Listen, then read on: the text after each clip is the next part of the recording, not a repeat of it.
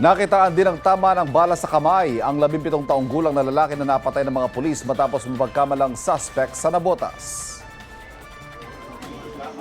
Yung kamay, because of the location, is what we call a defense-type injury.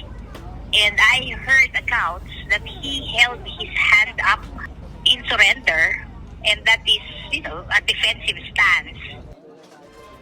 Base sa autopsy ng forensic pathologist si Dr. Raquel Fortun, tigis ang tama ng bala sa ulo at kanang kamay ang tinamo ni Jemboy Baltazar.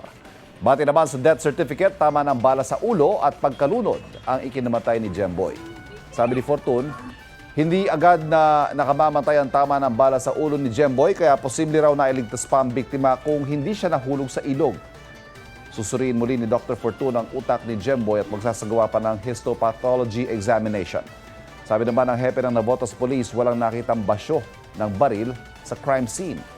Naniniwala siya na sinubukan itago sa kanya ng mga operatiba ang operasyon. Inabot daw kasi ng oras bago ito nai-report sa kanya.